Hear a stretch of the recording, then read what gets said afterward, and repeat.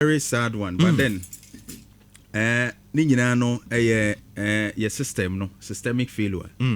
Na Ghana no de bia me ka se no ma eheda ehia ye no ehia ye nsa no ma ehia na ehia ye sa na o hwe your health system no ade ba ko a me be hu ni se esenka eye very simple na eye ade a eye very common enye hu kra cesarean section. Sir? So I don't want us to actually make it look as if say sir, in fact surgeries are who be brea kakure hu kra cesarean section. And a doctor ni bia we school be or medical doctor bia be catch or say the most main can say the very simple operation obey no apart from say we minor surgeries no cesarean section doctor bia.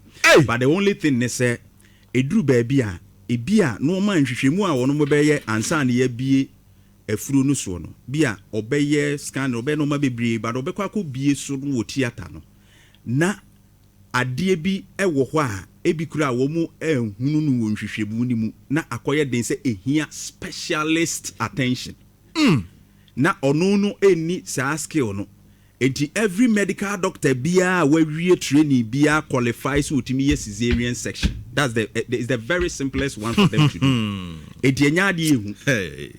But eduru baby a ebia na during examination no ntimi detect problem bia ewo ho ebia ewo awode ni bi kura ewo akwala no ho ana ebia ewo maame no apomuden mu ba omo ntimi ehu no ntem.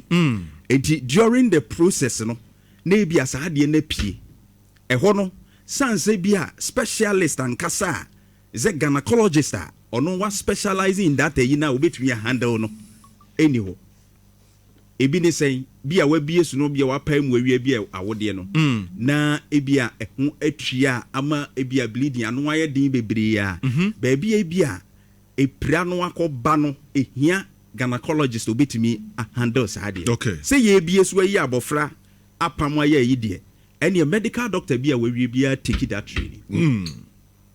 A primary thing they do. Nti nya dia ehu. But kwabran preaching eno no be na desa ade eba. Na empempi no ya na ye hwe end point no. But ye nhwe ahyase no ekoduru ba bia eduru ye. Doctor na sem a wo ka no ewum say some of them obia ne said de osi esua na ade de because all the doctors before say beka say waba out. Oh yeah, Juma no. You've done your housemanship after school. And yes, free school and now hospital ko Juma debi. He say ye ka say ye bi wo konfa no chia. Ye wo professors omo ye say so omo gina omo nchen hwe. Ye church omo ye ma bi so mu hwe.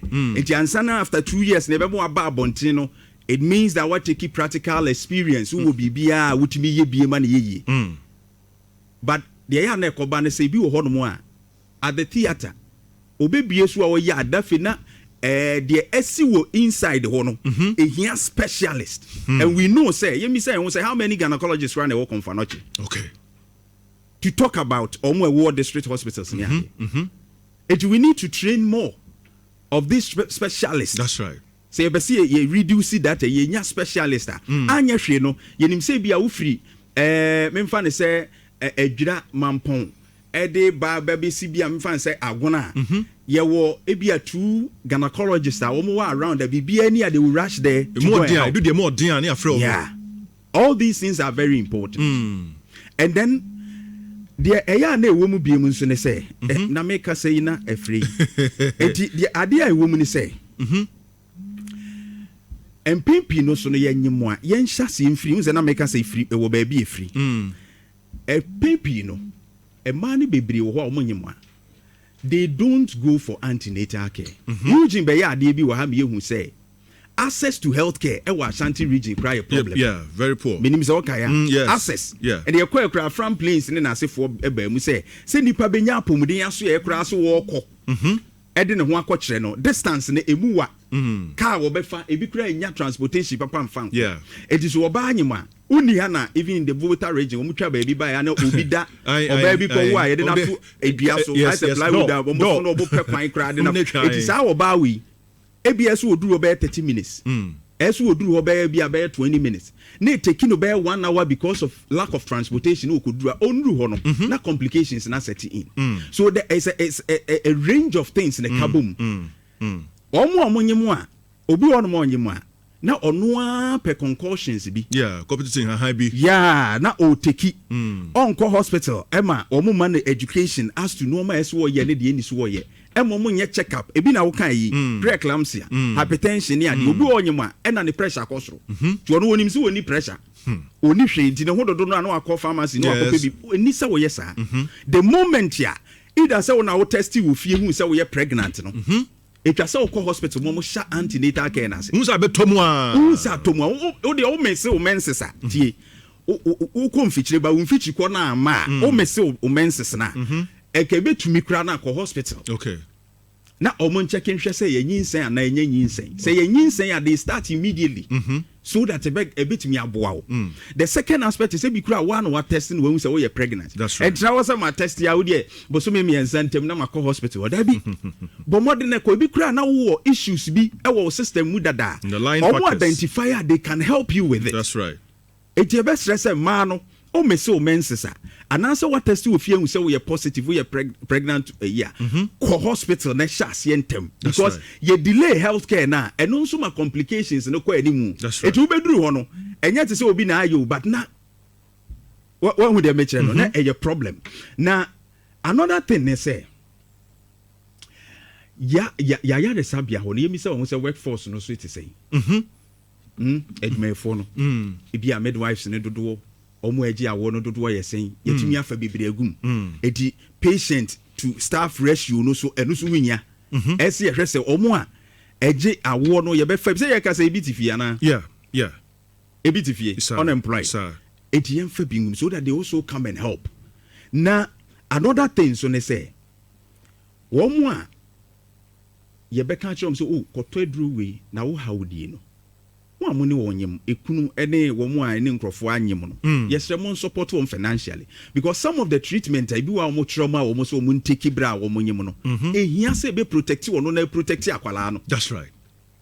Eti wo de wo pe eye te say bia oh time am pe na makode de me ni bi me ya na makoto a it all compounds the situation. Sure. Eti oba anyem a eye sa bre no ena wo hia se oma ne nan ye ntietia wo bra ya buki ni se appointment o ese oba hospital emi ehwe obiri sei ese obama eti hospital ne de wonyemu aka ehunu se wakoye te se anyinsa enya yade de ba wakoye te se yare yeah eti de ombeka se ye bia na ese wo ya ko isi obewo by a problem no e na maka no say one